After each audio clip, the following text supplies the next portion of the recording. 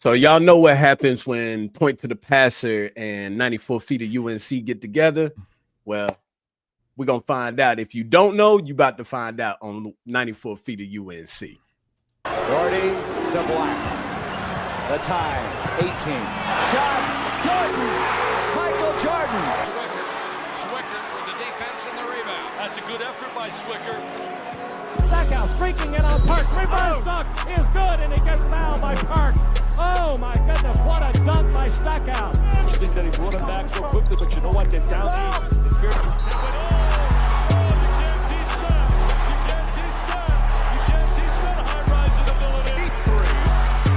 And Green rips down the rebound in traffic. 4-on-1. Great job. What a terrific job in transition. I mean, you could. The glass no good. Rebound followed by hand throw. Good! Carolina. Inside 30 overall. Love, top of the key. Alice about this over. Carolina. The Tar Heels have won the national championship. And that is it. There is a new team in college basketball. North Carolina takes the title. Captain any fighter. North Carolina is the 2009 national champion. And this year, the confetti is going to fall to North Carolina. They're not going to be denied this time. What's up, everybody? You are tuned in to the 94 Feet of UNC podcast. I am your host, of course, Mr. Linzel Graham himself, the man that gets no credit from those that use debit. Y'all know my motto, of course. Listen, I got two very special guests in the building with me today. One of them's not an unfamiliar face. The other one, new to the Zell Dome. First time here or whatever, but we're going to get into everything with those guys. Before we jump into everything, listen, I appreciate all the love and support from everybody. Make sure you hit that like button, subscribe to the YouTube channel. Follow me on my socials, on Twitter, on Instagram at 94 Feet of UNC. Come join the 94 Feet of UNC Discord. We talk all things UNC all day, every day, basketball, women's basketball, football, baseball, you name it. Like, but over, what is it, Jonathan? I think right now it's about, 450 members or so that's in there? That sounds right. I think, yeah, about 450 members. So come on and join us. It's a great community, man. We all have a good time with each other. We respect each other, but you know, if you love UNC, it's the place to be. It's free to join. So make sure you do that. That link will be in the description below. So make sure you tap on that and come join us, man. Also, 94 Feet of UNC merch. Y'all asked for it, and it's here. I deliver. We got the mugs. We got something that I owe Jonathan already because of something that we discussed. We got the stickers. Jonathan, I got yours. Don't worry. Oh, that's beautiful. It's good to see something of yours, right? Something that's yours. Yeah. You just got to get it in your possession. So I owe you one. Craig, I'm going to send you one too. So don't even worry about it. Please do. I'll rep it. Absolutely. We got shirts, of course. This is navy blue, 94 Feet of UNC shirts. This comes in white, black. Of course, I got the black shirt on now. Gray, Carolina blue. And guess what? It's football season, right? Chapel Bill shirts. So nice. Y'all jump on out there, get y'all some shirts, man. This is, of course, from the 100 Yards podcast, but we're going to keep them on the racks or whatever. So jump out there, get you some gifts or whatever the case may be. And we got 32-ounce drink containers, stainless steel. They come in black as well. So make sure you get out there, man. That link will also be in the description below as well. My special guest, of course, in the building. We got none other than Mr. Jonathan Adams and Mr. Craig. Oh, God. Craig. Well, we didn't prep for this.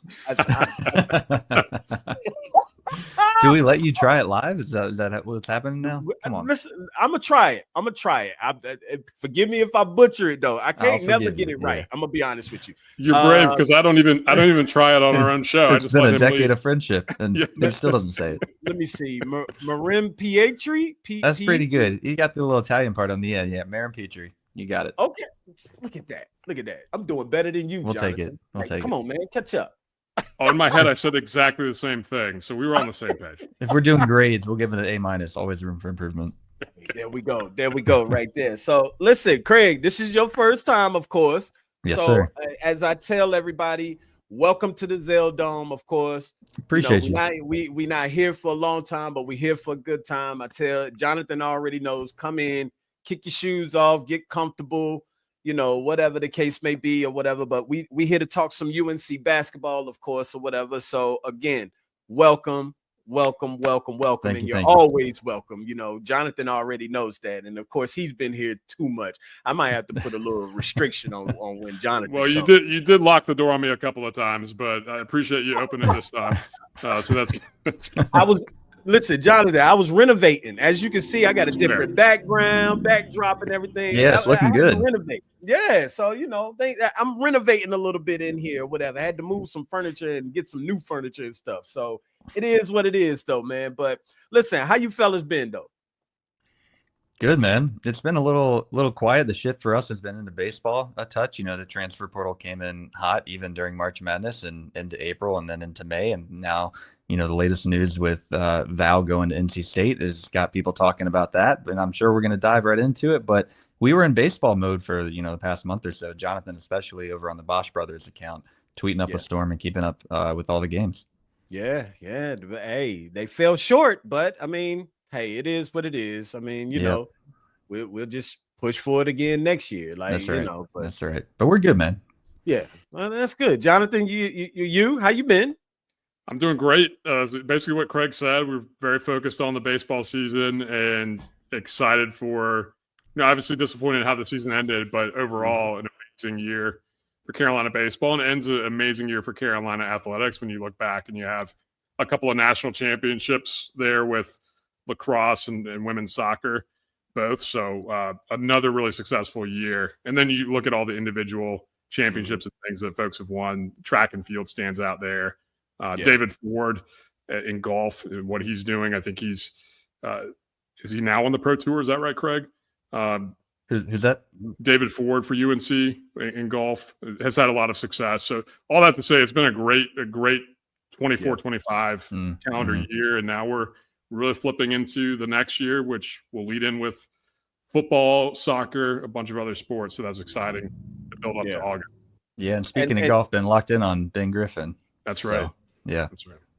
That's what's. Listen, y'all a little bit deeper than I am, man, because I haven't delved into the golf and and all of that and stuff. I'm just now breaking the ice with football a little bit. Like, I watch football and I know a little bit about football, but I can't tell you like when it's a long story with that, y'all. We ain't even got time for it, to be honest with you. But for those just in case, for those that don't know, Craig and Jonathan are the two hosts for the Point to the Passer podcast.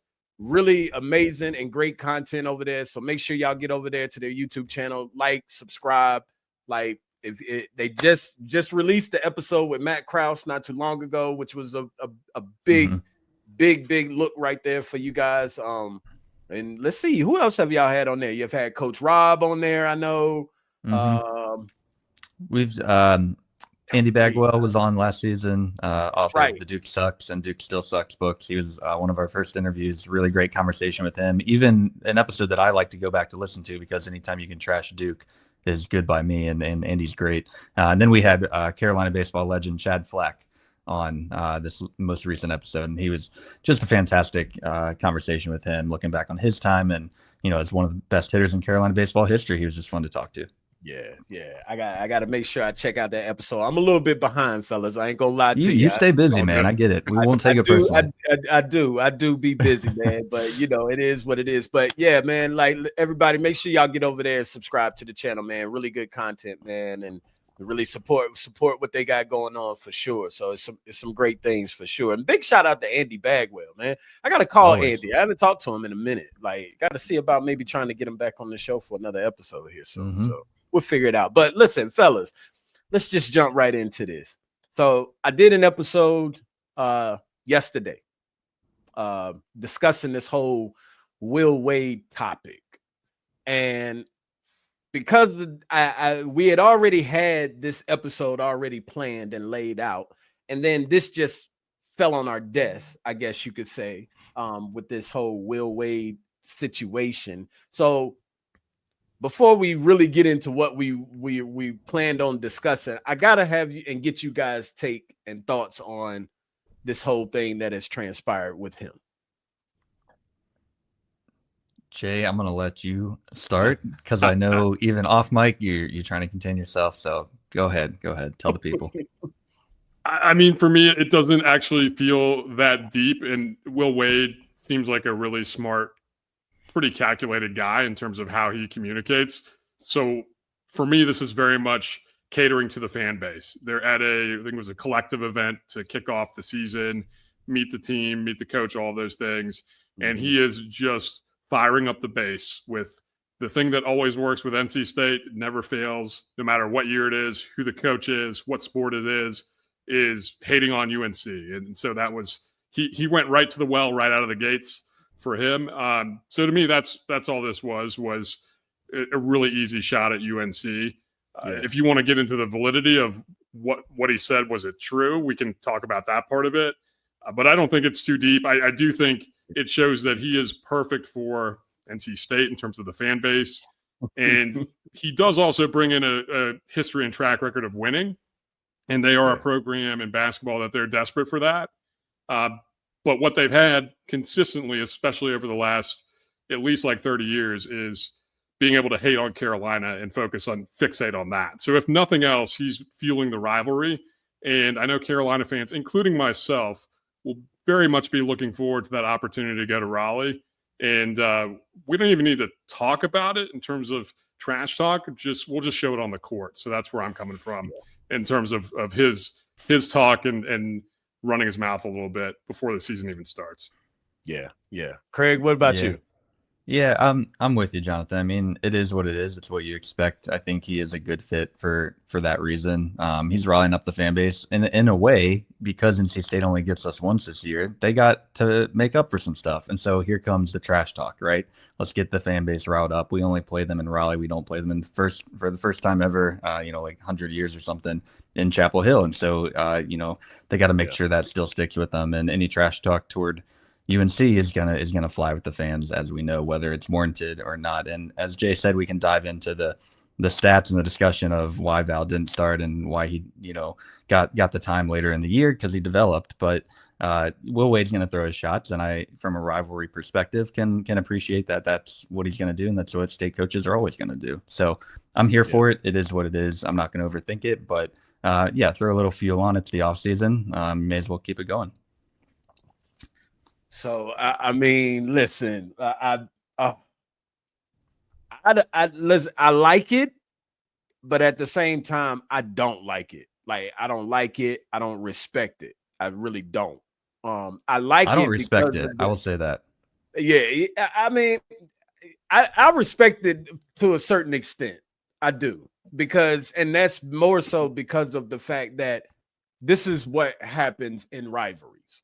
Like, I mean, the Yankees and the Red Sox, you name it. A lot of these rival teams. Look at Michigan and Ohio State. I mean, it's what happens. And when I had a chance to speak with Ed Guest, and I don't know if you all remember, but back in the 90s, I think it was around 98 or so, or something like that. But you remember when Duke and Carolina was getting ready to play some games, and remember somebody went into the rafters of the Smith Center and took the Jordan banner from up there in the rafters, and then they went over to Duke campus, and I think somebody took one of the trophies or something out of the case or something like that. Like, to me, as long as nobody is being physically harmed or anything like that, I love that for the rivalry. I love the trash talking. I get it. Like, I respect all of that. What I don't respect is the fact that it shouldn't be like you already have a good and a bad side already kind of like to you. Like, you got in trouble at LSU for running your mouth, which is why you ended up at McNeese State. Now you coming over to a conference where you got some coaches that don't really tolerate that. Like, they just don't. HD and Shire are just the type that are not going to respond. That's just, to me, and that shows character within them. But you run into somebody like Steve Forbes, like, bro, we know about Steve Forbes. Like, Steve Forbes is like, he'll fight. If you ask me, him, Brunell, maybe one or two of the other coaches. Pat Kelsey don't look like he really takes a lot, a lot of mess or whatever you want to call it. But you haven't even scratched the surface yet. You ain't even coached one game yet. And here you are coming in here disrupting things, because, I mean, the ACC is the ACC, but it's peaceful. I like the fact that you bring in some edge to it, because it needs that. But at the same time, like, I think that there's a disdain or something, or a grudge or a gripe or whatever that he's had with UNC before he even got the job, because he went after Ian Jackson, and then you went after Van Allen Lubin. You also went after Isaiah Evans. So, and those were the only two schools in the ACC of players that you went after. You didn't go after nobody from Wake Forest, SMU, Pitt, nobody, whatever you want to call it. So it's for whatever reason, it's the two schools, but it's mainly North Carolina. And because of the fact, like, win some games first. Like, that's my thing. Come in, you're a good coach. Your record shows that. It speaks for itself. I'm not going to take that away from you. But at the same time, come in and do something first before you start running off at the mouth. And that's where I guess that's my point, to where I don't respect it. Mm-hmm. Because now, if you was here for a couple of years, few years, you winning some games, you beating Carolina, you beating Duke, hey, you got every right to talk. But you doing all of this talking and you coming into the ACC, you better be able to back it up. And my thing is, let the players do that instead of the coaches. Like, it's the players are the ones that's got to get out there and play against each other. Like, the players are going to keep the rival going, whatever you want to call it. The coaches shouldn't be doing that, because all of the ACC coaches, they all know each other. So you coming off like that, nobody's going to want to be around you, Will Wade, when it comes time for all of the coaches to meet together over the summer or whenever they meet with each other and all of that. But I guess that's my part. That's my issue with him when it comes to that. And the biggest part is, how does Val feel about that? That, to me, like, it puts him in a crazy position and spot, because I guarantee you he didn't know that Will Wade was going to say that. But now it puts him right in the middle, because it's like, I know HD. And HD, he did what he had to do, and he knows the ins and the outs, of course, of what happened last season, because he was a player for the team. So, for Will Wade to come out and say, oh, they did this and they didn't do this and they was dumb to do this and all of that, like, that's got to make Val feel a certain way, bro. Like, there's no way he just numb to that. Like, and that was my biggest issue, because, like, is he going to defend it, or is he just going to roll with it? So it puts him in a bad position. I mean, I could be wrong, but I mean, what y'all think? I mean, my thing on that is, he took visits. He knows who Will Wade is, I'm sure, just by getting to know him, talking to him. So even if he didn't know he was going to say that, I don't even know how surprising the way he said it or the nature of what he said was. I think the other thing is, if you're Van Allen Lubin and you decide, I'm going to transfer from North Carolina to North Carolina State, you've already put yourself in the middle of the rivalry. So there's that part of it. Like, I'm not putting what Will Wade said. That's not on Van Allen Lubin, but he's already put himself in a place where he's going to be at the center of this rivalry next year, just by the nature of transferring from one school to another. So I just think it'll be interesting. It's not going to go away. That'll definitely be a big storyline for the game. And in some ways, it puts more pressure on him, to be honest, because you don't hear the other side talking about it in terms of the, like you said, HD is not going to come back and say anything. The team's not going to come out and say anything.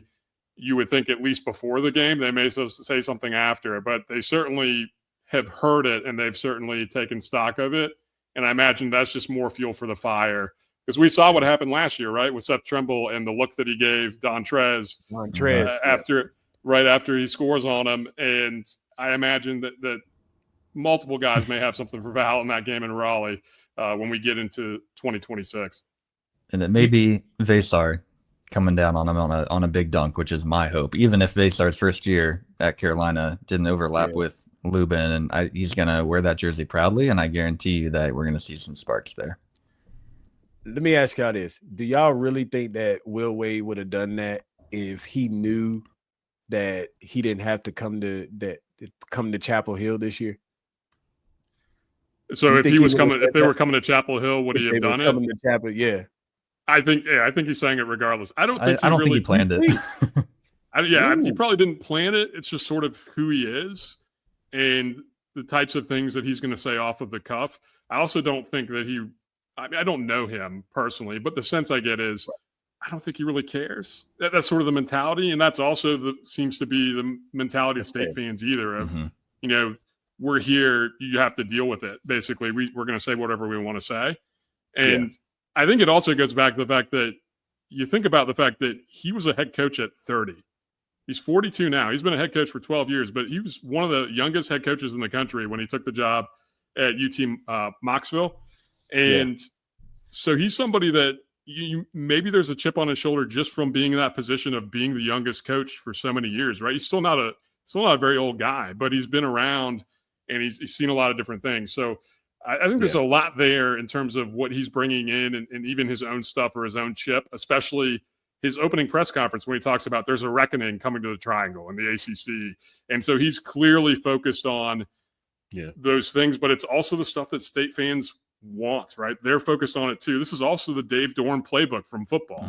And yes, he's kind of wearing out his welcome because he's not winning at the level that State fans and boosters would like, but he's I think extended his time, right? Because he continues to not only focus on Carolina, but beat Carolina the last 4 seasons.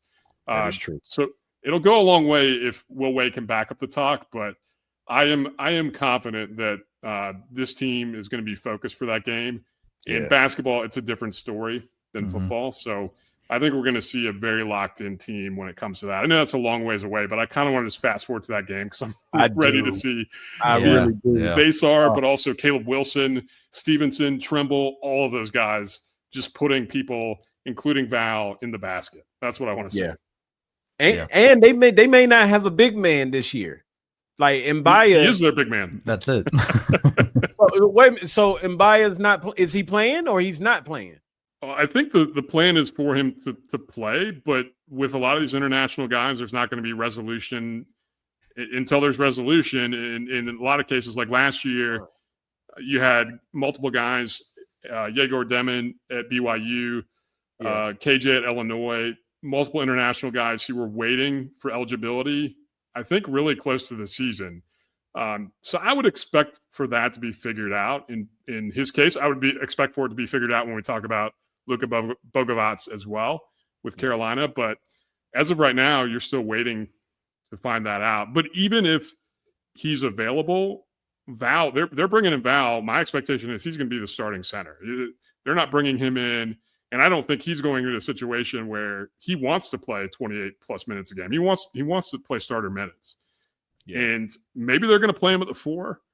I would say just from what we've seen, that would be ill-advised if that's what they want to do. But that is an option. I fully expect Venal Lubin to be the starting center. And, they maybe get Mbaya in a backup role.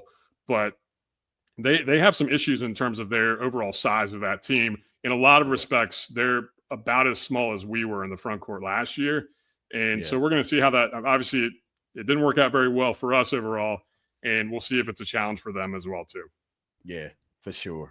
To your point, Zell, about not respecting it, I mentioned I'm with you on that. I didn't like the idea of calling those people down the road dumb, right? Like I get it's rivalry talk. I think it's unnecessary. I think the classy way to do it is wait till he drops 15 and 8. Like you said, let the players speak for it on the court. And if I hear that in the press conference afterward, I'm way less bothered by it than I am in the offseason after they've backed it up. And hey, yeah, we do look dumb for not playing him, even if it's not a big sample size and it was maybe he has a good game or whatever.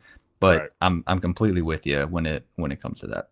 Yeah. Well, the only way it really looked dumb was, I don't know if you saw that Kevin Sweeney, who's a national basketball contributor, immediately had posted a tweet that in the 24 games that Van Allen Lubin had played at least that many minutes, his teams were 7-17, including 2-3 for Carolina last year. And don't get me wrong, I don't want to make this a kind of gang up on Val session, because not at all. He was a huge piece for us down the stretch, and he had some big games, and we're not in a position where we are able to get in and off the bubble without the role that he played down the stretch. Yeah.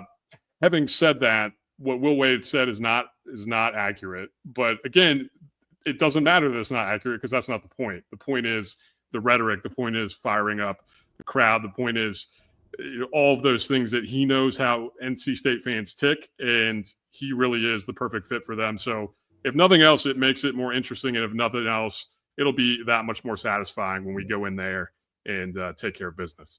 It's just a couple of other things that bothered me, I guess. But another thing was we found him on the side of the road. To me, that was just distasteful to me, just because of the fact that, number one, we didn't kick Van Allen out. He got over recruited, and he decided to go into the portal, as he should have, to look out for himself. No doubt about that. Like, so you can't to make it seem like we kicked him out, like, yo, we don't want you, just go in the portal. That's just wrong. Another thing, there's a lot, like you said, Craig, there's other ways where you could just say, hey, the team down the road didn't utilize him. Didn't play him. The best to his ability. Yeah, that's a Hubert response, though, because Hubert's got class. Right. That to me is the difference. Like, again, he fits in so well in the state system of just throwing the verbiage out there. It doesn't matter. And then the fans yell. Exactly. Mob mentality. Exactly. And to be honest with, because I talk to Val a lot on social media. Like, we talk in the DMs, which is crazy, because I still been trying to get him on the show, even though he's over there on the other side now. But and Val is just, he's not that type of guy. Like, when you talk to him, very respectful, man of God. He's good people's. And, that's the reason why I say that, that bothers me in regards to how he felt after he heard that from Will Wade or whatever. So, but listen, Will Wade, keep your mouth shut, and we going to see you in Raleigh for sure. Like, that's all I got to say. One of those two things is definitely going to happen. We'll definitely see them in Raleigh. That is true. Will Wade, to me, is the Lane Kiffin of college basketball. He's just going to say stuff to get under people's skin. He's got that sort of little brother mentality, which, again, perfect fit. With all due respect to your success at McNeese, it's still McNeese. This is the ACC. So, right. Yeah. And get rid of Quadir Copeland. I'm so sick of looking at him. Like, what is this, about the 19th season for him? Like, oh my God, like, he's got to go, man. He's on NC State this year. Like, bro, it's time to go, man. Stop being like a Zakai Ziegler trying to get a 5th year, 6th year, 8th year, 12th year. Like, stop it. Zell said, get a job. Yeah, please. Get a job. Go get a job. I thought that was NC State fans' line, though, and Duke fans too. Of Armando Bakeout, RJ Davis. Cormac. You guys have been here forever. It's funny to see it flip around on the other side, because both of those schools, you're going to have older players too. It's just how it is. Right. Yeah, that's true. That is true. Well, listen, it is what it is. I'm like you, Jonathan. I wish we could fast forward just to that game. That's going to be a very, very, very, very exciting game. I cannot wait. I cannot wait, because, get the receipts ready. Download the video. For Get sure. that content out. Sure. It's sitting pretty for you. Yeah. Because the first thing I'm going to say is, well, this didn't age well, did it, Will Wade? Like, but another story for another day. So listen, fellas, we got to get into some big things have happened during this offseason. I think, if I'm not mistaken, 6 players have came in.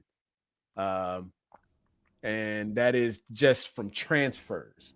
But then also we got 3 freshmen, and we got a few, I'll say a couple. One of them, he's kind of been out there, but he's back now, I guess you could say. But we got a couple of returnees, I guess you could say. So I want to jump into this roster construction, the roster breakdown. And let's start with the returnees with Seth Trimble and James Brown. We're going to use them as returnees, even though Zayden High would kind of be considered a returnee, but not really. So we'll put him in the that's probably the best class to put him in, probably, instead of the transfer. So have at it, fellas. I want to know what you guys think about our returnees and the ups and the downs for this season. I would love to have a moment with Hubert Davis in the media where there's some truth serum and he just tells you exactly what their game plan was, what their strategy was with building the roster.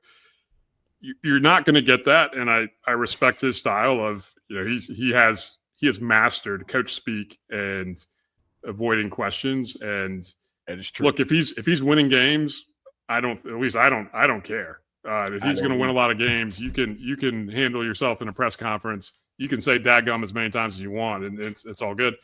Yeah. But all that to say that I think if you had a moment of truth about the roster build, that Seth Trimble, I knew you're going to feel some kind of way about this, but Seth Trimble and Caleb Wilson were 2 of the cornerstones for what they wanted to do. It seemed clear because that big first move, when you decide to part ways with Elliot Cadeau, again, no matter how that sort of happens or transpires, yeah, part of that is thinking that Elliot and Seth together in the backcourt is just not going to be sustainable over the course of a season, given that you really can't rely on either as a perimeter shooter or certainly as a creator from the perimeter. Right. So if you're going with Seth Trimble as one of your core pieces, then you want to put shooting around him. And I think they did a really good job of that. But I actually like what they did. I like what they did because Seth is somebody that he's been there 4 years now. He's somebody that clearly cares about Carolina and playing at Carolina. He's somebody who's going to play really hard and can really turn it on defense, especially on the ball as well. So I think if you surround him with the right pieces and the right mentality, maybe you can kind of get back to the style of play and the tenacity and just the toughness that they had the previous year in 23-24. So to me, that started with Seth Trimble because parting ways with Elliott and then Ian Jackson, however that transpired as well, Seth is really that cornerstone coming back. And then when we get to Caleb Wilson, he's that other cornerstone coming in that you want to make sure you surround those 2 guys with talent. Greg? Yeah, I've always been a huge Seth fan, and I know he's no RJ Davis and he's not meant to replace, but I do agree. I think they've done a good job building a team around somebody like Seth, who, has shown some inconsistency, but also shown some explosiveness. So you don't want him to be your rely guy, but you do want to build your team around him because he can be an X factor in terms of leadership for the team, which has proven to be important throughout. When it was Baycott and RJ, we didn't click until it was, hey, like RJ, you need to take the reins, and like Baycott telling him to be a leader.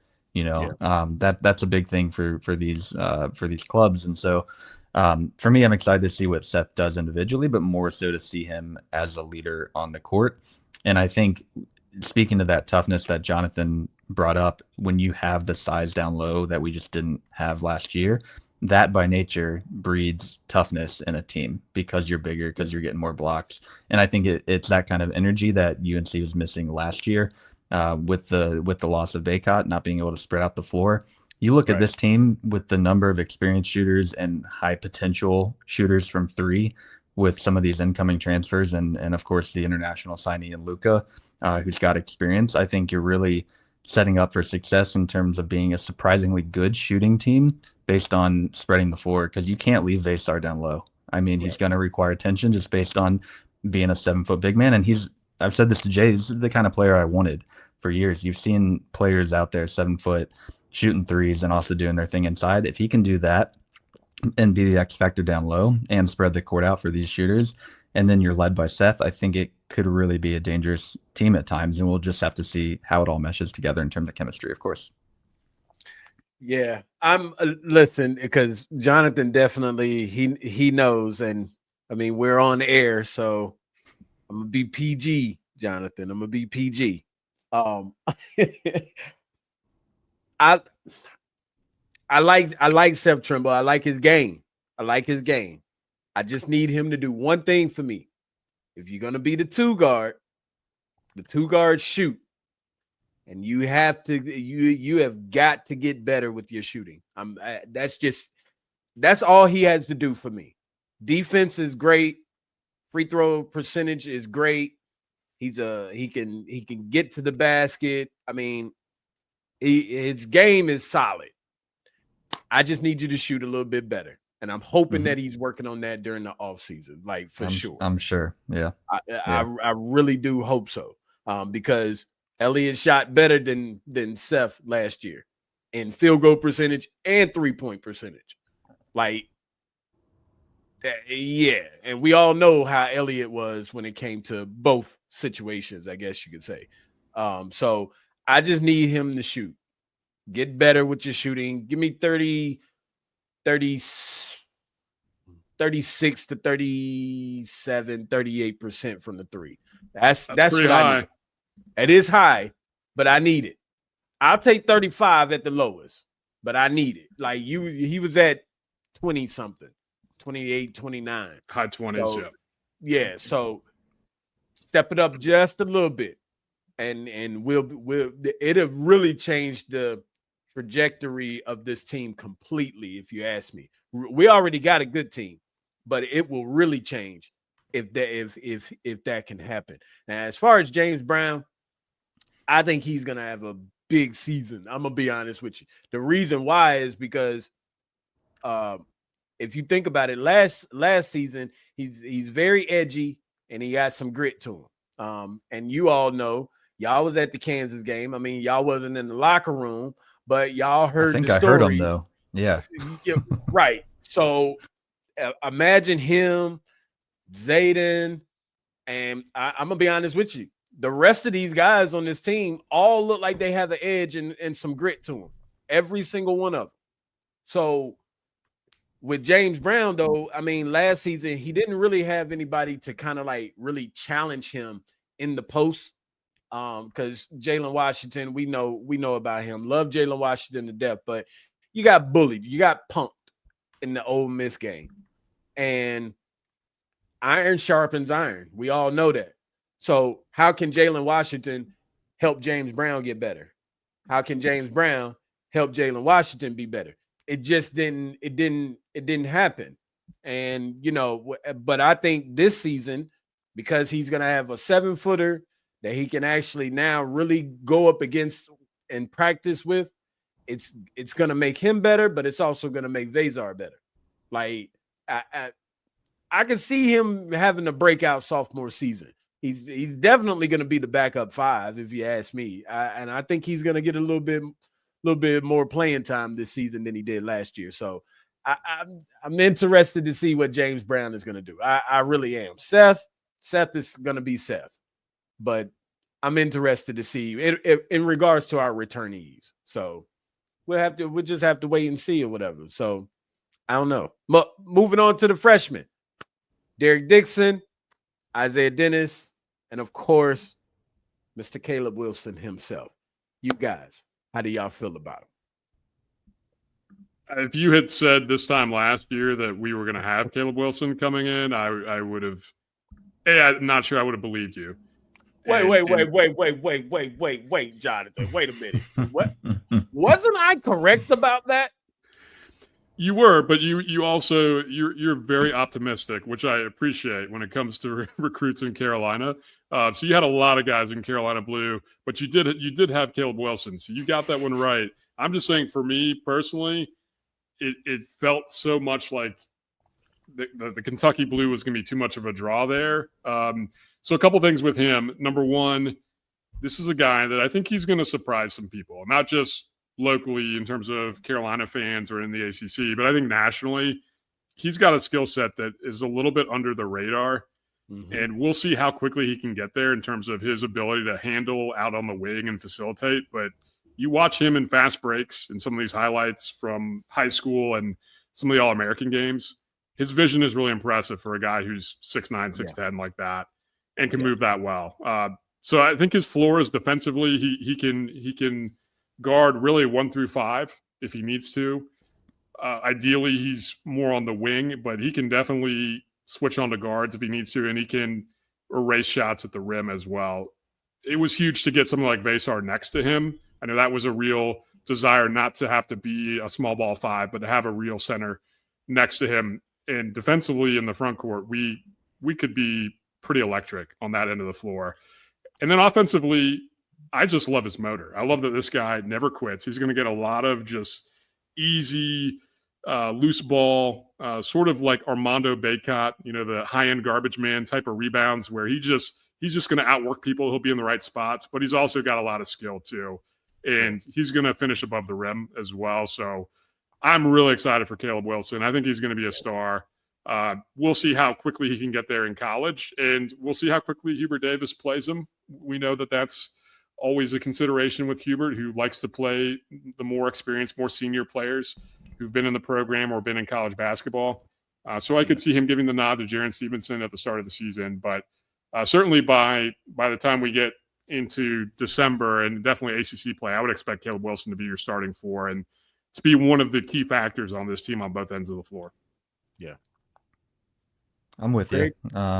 Yeah, I mean, just echoing everything Jonathan said, I don't have too much more to add. I love seeing the incoming freshmen. It's always one of my favorite things. Back when, even when they were 4-year players and you expected guys like Marcus Page and Bryce Johnson to come in and seeing their development. But seeing some of these guys with, such high caliber, shot and play, and just the ceiling is really special for somebody like Caleb. So I think it's going to be a really good fit, him alongside Vesar. If you put him in a system last year where he comes in and suddenly he's one of the tallest guys, then he may get stretched to a degree that he's uncomfortable with, or ends up playing out of position. But I do think, based on roster construction, that him squeezing in there at the 4 is just right alongside a 7-footer, exactly where he needs to be to thrive. And again, speaking to my point earlier about spreading out the court, he might have some weapons around him to then open him up further. Yeah. Y'all have said everything about Caleb Wilson. There's nothing for me to add to that, to be honest with you. The only thing, well, I ain't even gonna say that, because I'm gonna ask y'all at the end once we go through the roster and the players here a little bit. But yeah, I'll leave that. But I will say I like Derek Dixon as well. There, combo guard. He can play the point at times. Like, I mean, and that's something I don't think a lot of people are acknowledging that. Everybody keeps saying, like, put him at the 2, put him at the 2, put him at the 2, and who's going to back up Cayenne? And I'm like, well, what do you mean who's going to back him up? Like, we got Derek Dixon, who I think would be the backup guard more than putting Trimble at the 1 sometimes. And not saying that Trimble can't play the 1, but I'm a little iffy about that, about him playing the 1. I mean, it's just a little, yeah, I ain't feeling that too well. And Isaiah Dennis, I think he's just, really good player, but I think he's got he's in that player development phase. And he'll probably get a little bit of burn this season.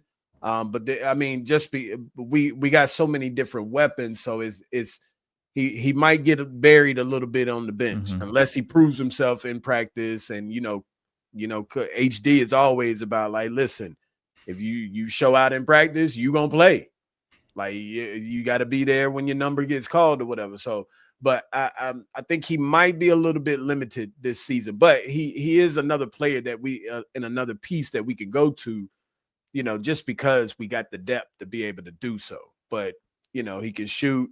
I just think he's going to be one of those development type players or whatever, and he'll be there if we need him. He'll be there if we need him. But as far as Caleb Wilson, yeah, I can't add no more to what y'all just said. I mean, y'all covered the bases right there completely. So just excited to see what they're gonna do, to be honest with you. So I don't know. We'll have to wait and see. So getting to the meat and potatoes, I mean, when is the last time we picked up 6 transfers? Mm-hmm. Or has it even ever happened? Honestly, I don't think that's ever happened. Not transfers. I mean, well, transfer portal didn't start really until when? The first HD season, about what, 4 seasons ago, 4 years ago? 5? Yeah, Harrison Cormack was the first real one where we started saying, hey, you got to rebuild the whole team and get the pieces you need, in my mind. Yeah. This was crazy. So, okay. Y'all give me y'all's thoughts on this portal class, and like who you most excited to see, who you looking forward to seeing. I mean, you name it, just break it down. I think that in terms of where they started, the biggest get and the biggest need, especially after last year, was getting a true center, and they got that in Vasar. And in my opinion, he's one of, if not the best portal center who is available. In terms of his upside, he's somebody that I think is a consensus that he's poised for a breakout season, and somebody that Arizona really wanted back. They felt like not only could he be first team Pac-12, not Pac-12, what conference? I can't even keep up with the conferences anymore. First team Big 12, or player of the year in the Big 12. They thought that highly of him. So to have him coming in, Craig already mentioned it. You talk about just the size, the length, pure, 7 feet, but then the athleticism, somebody who coming from Estonia has some guard skills. And then Craig has mentioned this a lot, but he kind of looks like he just sort of floats out there. He's very, very fluid with his motions. He covers a lot of ground. He's a pick and roll nightmare for a defense because he can get to the rim in like 2 steps, and he's got somebody, a body in the rim. He's a passionate player, which I like too. So there's a lot to like with him, but he's also somebody that defensively is a very solid defender and was for Arizona last season. I think the big question for me is, can he play consistently 30 minutes a game?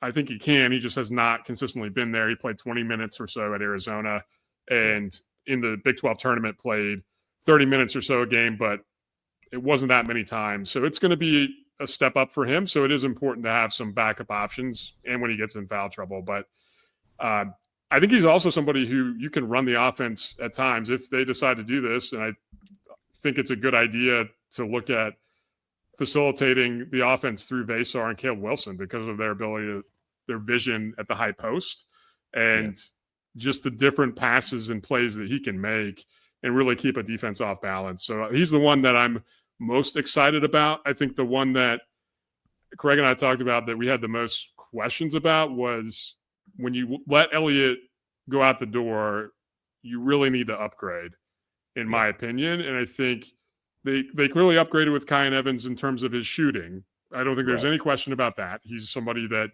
is 40% at Colorado State off the dribble and off the catch, around like 44% for the season. And that was after he started off really cold to start the year and just caught fire down the stretch. A question with him is going to be, as a point guard in a different system where you're going to have the ball in your hands, you would think more than he did in Nico Medved's system at Colorado State. Can he really control the team with the ball in his hands a little bit more?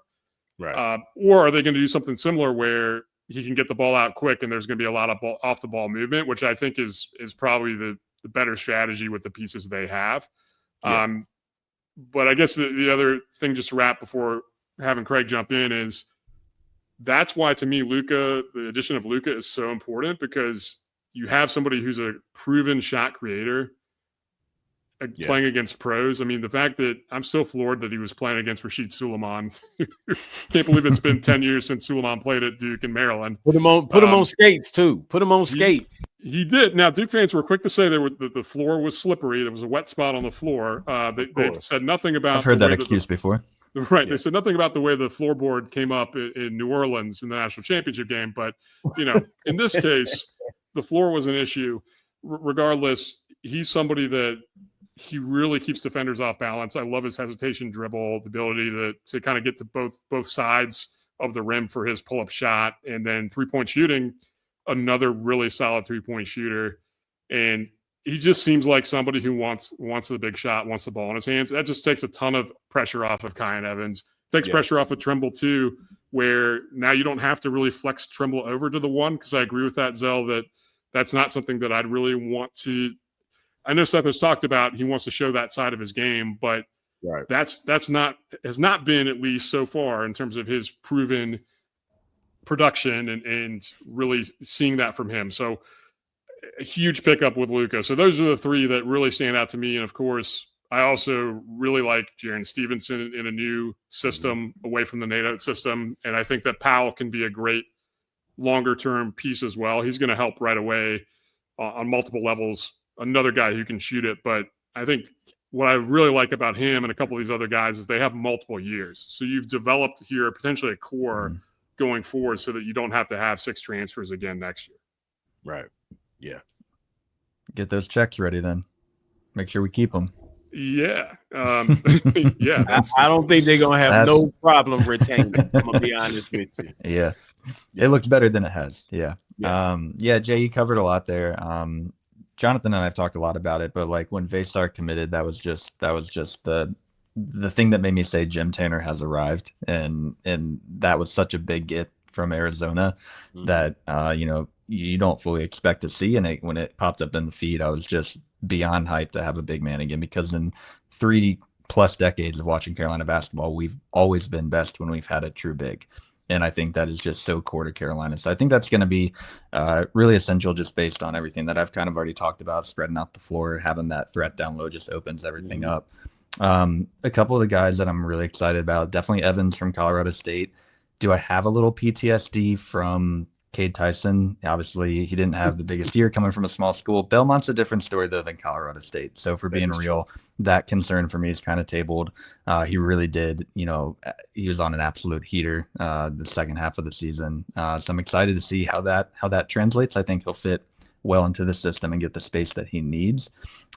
Selfishly, I remember Jonathan Powell committing on my birthday on April Fool's Day, so I gotta say he's my favorite. That was the best birthday gift at the time. Starting to get some transfer news, so I'm big in on Jonathan Powell. I know he's not quite there yet and not looking to be a starter, but I think he could be a really good role player, and I think that ceiling with his shot can be developed with the right staff. Okay. All right. Well, so much. So I like, I think picking up Vaysar, of course. I mean, that's a given. I mean, we needed it, like y'all said, we needed a big man. And last summer, Jay and I were on, and we talked about trying to encourage ourselves to say, hey, this team looks good. This team looks good. We knew we missed. We missed on Cliff going to Alabama, and that was huge, and that was everything. But, we got what we need this time. So, yeah. Yeah. Yeah, I like Vaysar, like Jonathan, like you said, man, he covers a lot of ground. And Craig, like you said, he looks like he's just out there floating. I mean, when you look at the highlights, I mean, he just looks like he looked like a giant out there compared to a lot of the other players. The way his athleticism, and just his ability to be able to create shots and just so much that he could do. So I am excited to see what he brings to the table this year for sure. Of course, my only concerns, I guess, would be number one. We all know that he was injured, so hopefully that stands up and stays where it is. And we don't want him to re-injure himself or anything like that. But again, how's he going to play with 30 minutes, which could lead to injury because he hasn't done it besides the couple of times that you mentioned, Jonathan. So that's really my concern in regards to him. Jaren Stevenson, listen, he's home. This is where he wanted to be originally. And I think he just wasn't utilized the right way at Alabama with Nate Oates. He played the 3 a little bit, which is a good thing because he can stretch the floor. And I mean, at times he might be able, if you decide that you want to go small ball, then put him in at the 5, 6'11". He can stretch the floor. He can step out, hit the big, hit the 3. I mean, he's got a lot. And I think from what I've heard, he has really stepped his game up. I'm gonna get a chance to see him next week because I am going to the summer camp games or whatever, just to kind of check the guys out a little bit and stuff. So I'll get a chance to see that in person. But from what I've heard, he's really taken his game to a whole different level. So I'm excited to see that. Jonathan Powell, listen, like in the beginning, I was a little skeptical about him because, and this comes from talking to Pablo, a lot, that, you can't always go off of the numbers because sometimes those numbers just aren't accurate or whatever. They don't really reflect the player's game itself. But I mean, Jonathan Powell, he can stroke it from the 3, bro. Like he really can. So, but I'm really excited because of the fact that I know he can do that. I want to see what else he can do. Like, can he get to the basket? Can he, how's his defense? Just things like that I'm excited to see. Kyan Evans, I was a little skeptical, but I like his game. It's kind of tough. I mean, it's kind of like, you losing what you had from Elliott, who was the floor general. I mean, Elliott, his vision on the court was just incredible. Like, and sometimes I still, to this day, I sit back and I think, like, man, if we had Elliott, what would he be able to do with Vazar and Caleb and Jaren and, with guys like that? Because we all know Elliott is a better player when he's got the better players around him. That's just what it is. I mean, we know that because that's what happened his freshman year with Baycott. I mean, he had somebody he could get the ball to, which is the reason why he was able to get to the basket so much in his freshman year. So, but I mean, he's not here now, but I think we're going to miss that from Kyan. But at the same time, I am excited to see if he has that and if he can develop that. We know he can shoot. How's your defense again? Because, HD is big on defense, but, can you see the floor? Do you have a vision like that? Like, you're not going to be like one of those passers, maybe not like Elliott, but you might pick up your game, and have it might be a lot better in other areas than what I might have imagined, I guess you could say, from the beginning. And then who am I leaving out? Luka. Listen, I like his game. 22 years old. He's played with the pros, coming from overseas. He can shoot the ball. He can create his own shot. Again, I want to know what his defense is going to be like. And I tell people all the time, because you know what? That's the question that I got to ask closer to the end here. I ain't even going to get into that because that's going to drive me right into that point. But I don't want to put that out there just yet. And then Jaden Young, who I think is going to be the breakout star. Listen, I was right last season when I picked my X Factor player. And I'm going with Jaden Young this year for my X Factor player. I was right about Jay Witt last year. So, and I stuck with that before the season even began. So I'm hoping that I for some reason, I just have this feeling that Jaden Young is going to be the X Factor player that nobody is paying attention to. He's been in the ACC. He's same size as Trimble, if not a little bit bigger. He's a little bit taller, and he has a better jump shot than Trimble does. And we all know closer to the end of the season, he had about 4, 5, 6 game stretch where he was lighting it up from the field. Like, I mean, it was because he was actually one of our game plans as far as focus players to look for when we played Virginia Tech closer to the end of the season last year. Everybody was like, listen, Jaden Young, he's been lighting it up here lately, so it's going to be a tough one if Carolina can't guard him and, and all of that. So he's the one that I'm really most exciting to see. Carolina bred. I mean, he's home. It's where he's wanted to be from day one, and he was just in a bad system with Virginia Tech, if you ask me, for him to really be able to showcase his game. So I'm excited to see Jaden Young. That's my guy. I do got to ask you guys, who are your X Factor player? Just one. You can only pick one. Besides Vesar? Because that's my answer. So okay, that's cool. You can go with Vesar. Yeah, I love the guy. Yeah. Okay, Jonathan. It's hard to pick one. I mean, I will, but just prefacing it quickly by just saying that this feels like a team. If you talk about leading scorer, that you talk to 10 different people, you're going to get 10 different. Maybe not 10 different answers. You get a lot of different answers. Certainly 5 different people, you get 5 different answers. And I think that also speaks to potentially the balance that you're going to see, that a different guy can hurt you on a given night.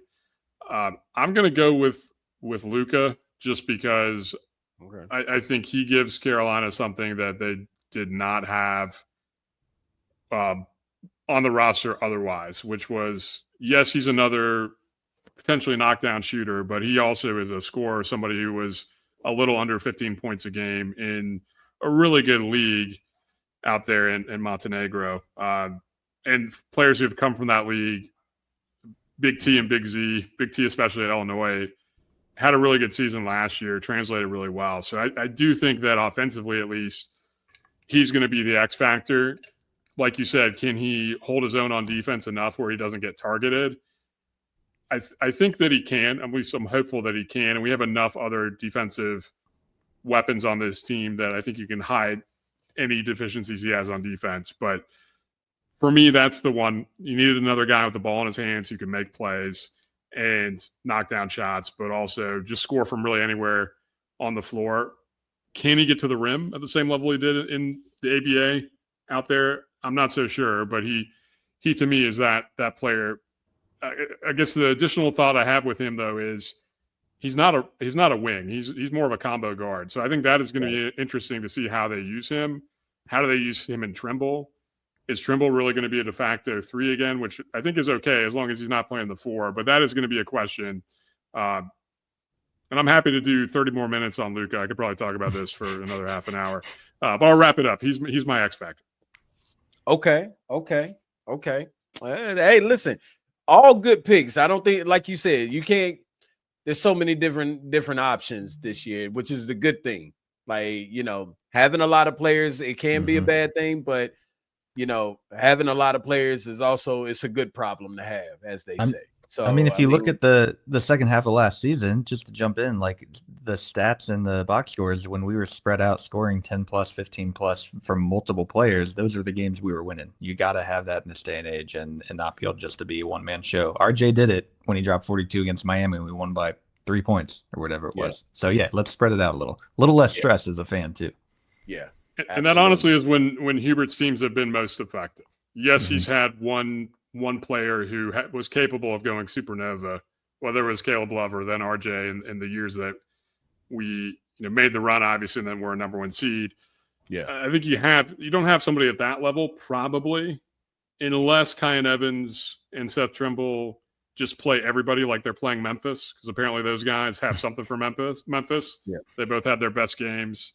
I know Trimble's was an exhibition, but we do have one more opening on our schedule. So Penny Hardaway, if you need another game, we would love to play you. We don't really care where. And we know that Kyan Evans and Seth are just going to go off in that game. So yeah, I do think the balance is a real potential positive for this Hubert Davis team and what his identity as a coach could be going forward. Because I think we've seen him try to adapt to each team, maybe a little bit too much. And I understand that it's just a new era, and it really is hard year to year to find that balance with a new team. But I'd like to see him settle into what his identity as a coach is going to be a little bit more, and I think he has the pieces to do it. It's going to be exciting times, fellas. It's going to be exciting times. Exciting times. Okay. So we're going to do some rapid fire real quick, because I want to know what you guys think. Craig, starting with you, your starting five. I got to think Seth's in there, obviously, as a leader. You got Vaysar down low. Okay. I think you got to start Luka as well, just based on experience and his shooting capabilities. I'd go Caleb Wilson as well, incoming freshman at the 4, and gotta probably stick Evans in there from Colorado State, honestly, because of how well he's performed from 3 and his upside. I think that's a good combination of senior leadership and new guys plus one of the freshmen. Okay. Jonathan? Exact same. Yeah, Kyan, Luka, Seth, Wilson, and Vaysar. Do I think that's going to be the starting 5 to start the year? I hope that it is. I hope that Hubert doesn't roll with – as much as I like Jaren Stevenson, I think he was a huge pickup. Like you said, Zell, the fact that he can play backup 5 as well, if that's what we need, if one of those other guys doesn't emerge. But I that's what I hope to see as a starting 5 would be the same 5. So mine's is different. I know that's the cliche starting lineup that's been floating around out there. That is, but mine's is very different. So I'm going with Vaysar at the 5, Kyan at 1. I'm going Stevenson at 4. I'm going Caleb at 3, and I'm going Jaden Young at 2. I can explain it. I can definitely explain it. I think, just real quick, if you put Stevenson at the 4, he could be your stretch 4. Yeah, he can shoot the 3, whatever, but he can also play the 3, right? The reason why I'd say, because a lot of people have Caleb at the 4, but I like Caleb at the 3, being 6'9", very athletic. He can guard wings. He can, like you said, Jonathan, he can pretty much guard 1 through 5, but very athletic. I think he's a little bit quicker than Stevenson. Of course, he's more athletic than Stevenson. So, and he can shoot.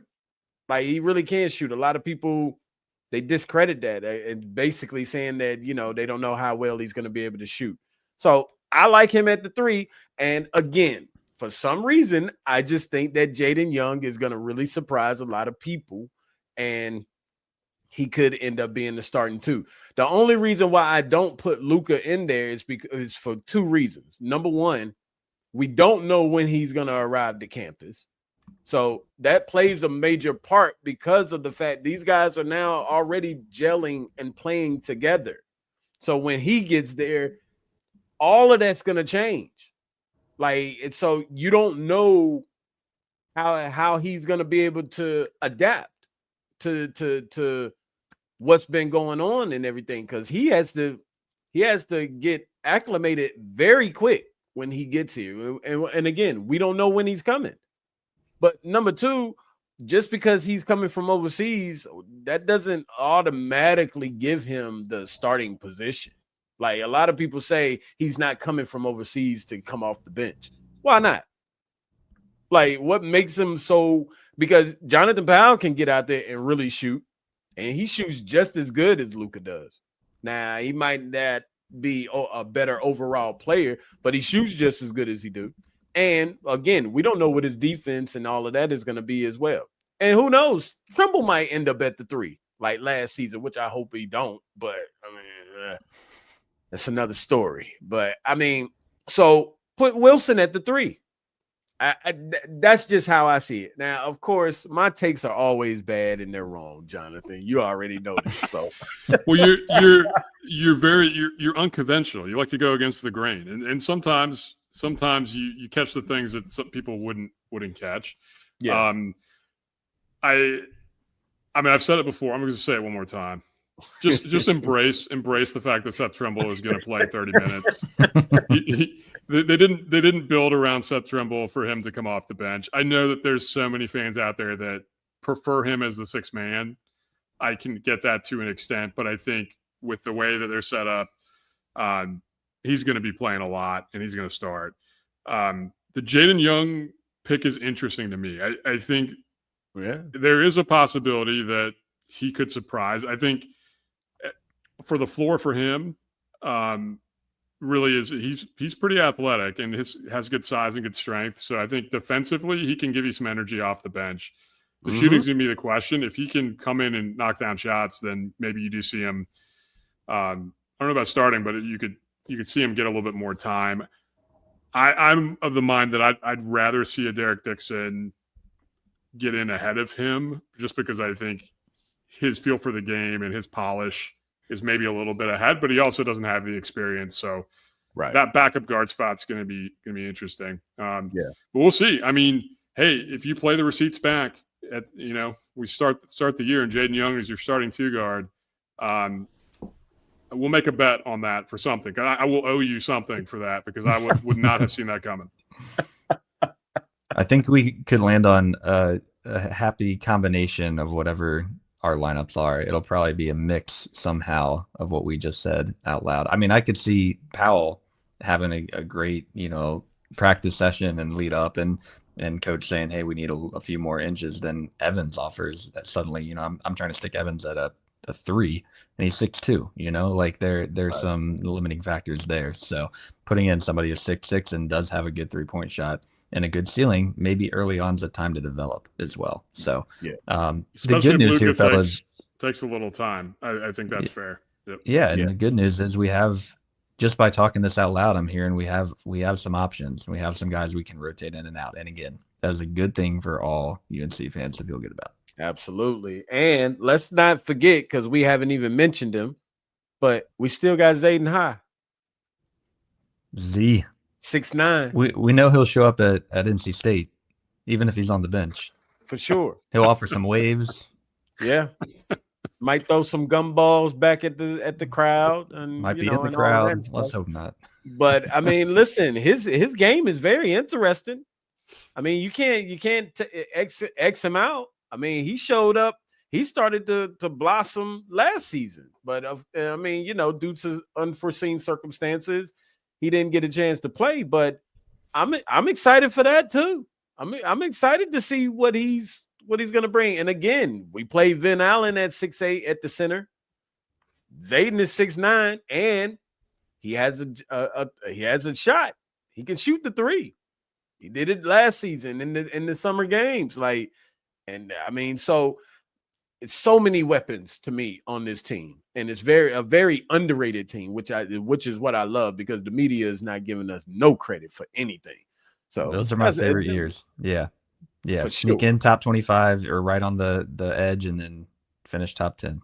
Yeah, for sure. I think those are Hubert's favorite years too. I would say so.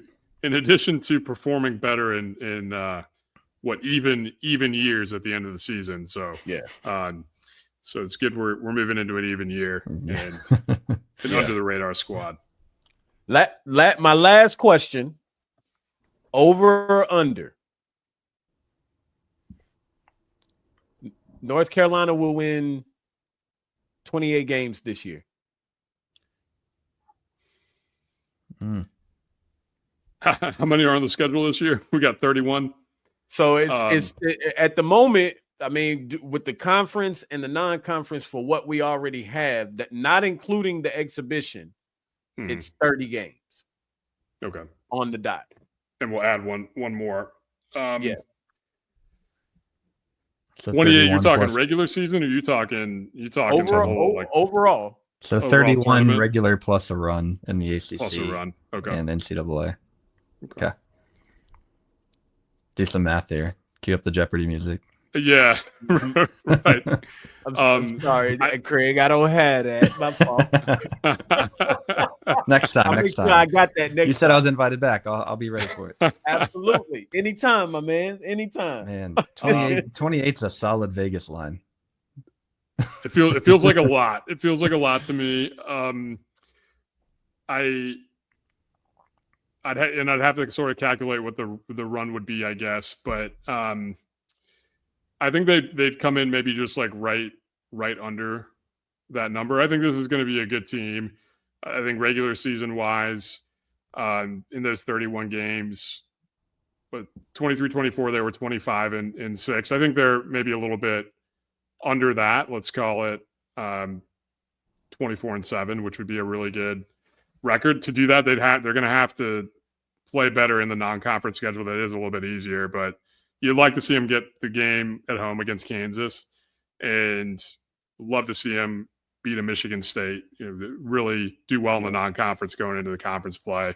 So I'm going to say under, but I do think this is a team that should be a top 4 seed, in my opinion. And I don't think they would max out at a 1, but I think you could see there's a world where they could be a 2 or a 3 seed and make a run to a Sweet 16 and maybe beyond that. I don't think it's a championship level team or even a Final Four team, but certainly anything can happen in the tournament. So, yeah, so that's kind of where I land, a little bit under that 28. Okay. Craig? I'll take the over. And I hesitated to because there's so many factors in the portal. And then I look at every team dealing with the exact same thing. And I feel pretty good about the actual players that we brought in. Hubert's got pressure on him. So for better or worse, he is going to have a fire under his, what, and he's going to be ready. Whether, you can talk long-term or not, what it means, et cetera, if he's the guy this year, he's going to be locked in. And so I do think not just because it's an even year in 26, but I feel like we're going to be just cresting the over at 29. So I'm taking the over. I think we win 30 plus games this year. I know. Again, Jonathan, shout out Jaden Young. I always go a little bit further. I always do, but I think we win more than 30 games this year. I think we go 12-0, 11-1 in non-conference. That's just me. Kansas. You think we're going to beat Kentucky? That's the one loss, possibly. Okay. And I think we handle Kansas very well. Kansas has not been truthfully, Kansas has not been Kansas since the championship year, if you ask me. Not consistent. They just haven't. And they're not, the team that they got this year, I don't think it was better than the team from last year. So I could agree with that. They missed on a lot of big names in the portal and pieces that they really could use. Yeah. And you come into Chapel Hill. We tired of getting beat by you. It's not it's not happening. It's just not happening. Michigan State, nowhere near as good as they was last season. Nowhere. Ohio State, I think we decent team, but I think we win that easily. And then, the rest of the games, St. Bonaventure, USC, Upstate, those are the games. Don't sleep on Radford, though. Don't sleep on Radford. Yeah, you're right. You're right. Let me tell you about this one player that they got. He's going to be tough. But, get ready when we get to that. I'll be able to break it down for you. Michael Scott Jones, 6'8". Listen, when you look at our non-con schedule, though, Kentucky is the only one that's going to be a tough one. And I think we sneak out a W with that. We match up very well with Kentucky, even. And we might even have a little bit more size advantage in the paint, in the front court. They don't have nothing that's 7'2". Not one. I don't even think they have anything that's 6'11". I think Malachi Moreno, the freshman, is, but he's also a freshman, and I don't know that he'll be Exactly. Ready? The guy to me is Jaden Quaintance, who if he's healthy, he's not as big, like as tall, but he is physical. So that would be the guy that I'd be curious about. Well, I mean, we got a lot of bodies we can put on him. Yeah. That's the good thing. Let Brown come in and bang with him if he need to, and catch some fouls if he have to. Like, let Hyde come in and bang with him if he needs to. Right. Like, so I just think that we match up very well with them, and especially, in the backcourt. I mean, they got Jalen Lowe, Jasper Johnson, Denzel Aberdeen. Jalen Lowe's your guy, though. How are you gonna feel about that matchup? Which one, Lowe? Yeah, you wanted Lowe at Carolina. I do like Jalen Lowe, man. I do like Jalen Lowe, man. It's gonna break my heart to know that he caught a loss to us or whatever. But hey, it is what it is. That heart will heal real quick when the buzzer sounds. Right. Yeah, exactly. So, but when I look at that, 12-0, 11-1, and we still got to add a game. There is one more game to still be added to the non-conference schedule, and I think it's going to be a top 25 team on the road because we have 8 home games and 4 road games. Just don't match. The kicker is the BYU game, which is the exhibition game. That game right there is a statement game to where I think Carolina should win. They should. You got to go out and punch them in the mouth. Because BYU's top 10 team preseason, everybody's talking about how good they are and this and that and the third. Okay, go to Utah and make a statement and beat them. To where now the whole media, all of that talk that they're doing, that'll cease. Make a statement. So that's a very important game to me. And then conference play, we probably lose 5, maybe 6 games. Maybe, the Duke games. Duke ain't even as tough as they normally are. Certainly not as. Last year is just a different level and decent team though. Did they get a banner? Did they get a banner? They didn't get a banner last year. No. They're going to be good this year. They're going to be. I mean, the Boozer brother, especially Cam Boozer, is a really good player, and I think you're going to see him really excel this season, but they don't have a Cooper Flag. They don't have a guy who is at that next level. And as much as I still don't see the long-term NBA upside of Con Knippel, because I think I'm just biased and I don't see it. He was huge for them as well. So they're not going to be at that same level. I think we match up pretty well, and I'm not going to say we're going to sweep them, although it seems like every other year that's happening one way or the other, but I do think it's going to be a good matchup and that we should feel good about at least getting one of those games. Yeah. And then you got Louisville. But some of these other teams are going to be decent. Like Virginia is going to be decent. I think they're a sleeper team. They got Onyenzo, who's 7'2" in the paint, really good defender. Not a good offensive type player, but I mean, they're going to be decent. Miami is another team not to sleep on with Jay Lucas. First year, of course, Clemson is going to be Clemson. Wake Forest, I don't know. Sleeping on State? Who? Exactly. That's right. That's the correct answer. Florida State. That's what I was referencing. Florida State with Luke Locks. As the, there we go. Yeah. There we go. Yeah, so, but it's going to be an exciting season, fellas, and I can't wait for it. I know that you guys are excited as well. Let's just fast forward and get there. Well, actually, you know what? No, don't fast forward because I do want to see what football is going to be like this year. It's going to be exciting in football as well. So I might upset some people, but I think I can fast forward through that. That's okay. Oh, really? Well, you know what? I ain't gonna let you go ride on that train by yourself. I ride with you, dog. I mean, as much as I am a little excited for it, listen, I bought my ticket too.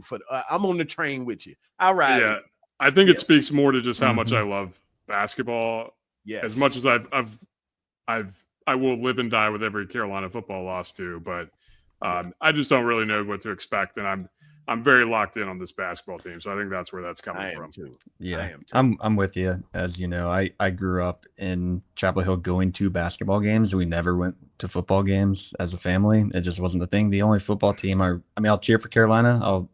I'm happy to see them win, but I went to App State, and so I went to games there. So I appreciate the alma mater angle of that, but I'm ready for late October and early November to get that feeling back in the air. You know what it is. You don't want to see games at Drake May Field in Boone? You're not. No, we're not having that. We're not having that discussion right here. I want that series back, though. I will say. Oh man, that's funny. That's funny. That's funny. Well, listen, fellas, I appreciate you guys, man. Of course, it's always a good time, man. Craig, of course, this is your first time, but listen, you always welcome back, my guy. You know, even if Jonathan is not here, you always still welcome back. Mikasa, thank you, man. Like, appreciate it. So, keep the door unlocked for me, Zell. Keep it unlocked. I'm gonna be swinging through. I might have to lock. He's calling a locksmith after this. Right. I think he already got a key made, and he's just trying to, as they say back in the day, you're trying to shuck and jive me a little bit or something. I don't know. I think Jonathan got a key already made though, for sure. But he ain't gonna never tell me. I just got to keep watching my belongings. I've cracked the code on your link, so yeah, I'm ready anytime. Anytime you go live, I'm there. I got you. Well, listen, fellas, let everybody know where they can find you guys at on socials and all of that and everything. Yeah, we're over on X right now. I'm going to be cross-posting a lot to Blue Sky in the future, especially come live game tweets in the fall. So we'll be both spots there. Still on Facebook, but most of the live game coverage is obviously on X and Blue Sky for now. Got the YouTube channel as well at Point Passer Pod. Shout out Zell for the encouragement on that. Season 2, Season 3, both up there. We are rocking and rolling. So definitely give the video some likes, drop a comment. It definitely helps us out.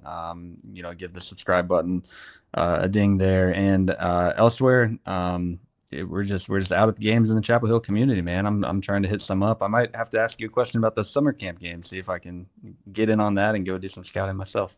Hey, listen, man, you just let me know, man. Like it all starts. Camp starts Friday, actually. Hey, nice. Well, tomorrow. We'll say tomorrow.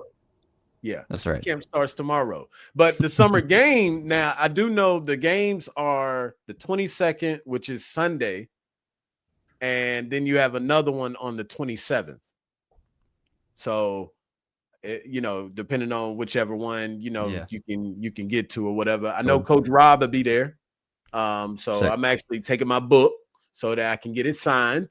There you go. And everything. So he'll definitely be there. But yeah. Because I talked to Ray Terry about it yesterday about it. So he's gonna be out there. So but yeah, man, it's always a good time. Yeah, you got the number. You already know, man. We talk behind the scenes for sure. So absolutely, man. Well, listen, fellas, we not gonna drag this out no further or anything like that. But listen, all of Jonathan and Craig's information will be in the description below. So again, make sure that y'all tap in, man. Jump over there, say hello to the guys, man.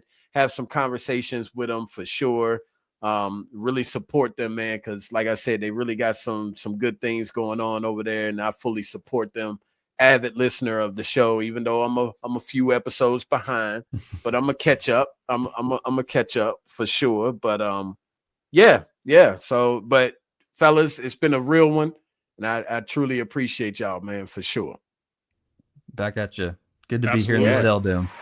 Yeah, absolutely. Point to the passer guys right there, y'all. Well, listen, I appreciate everybody for tapping in.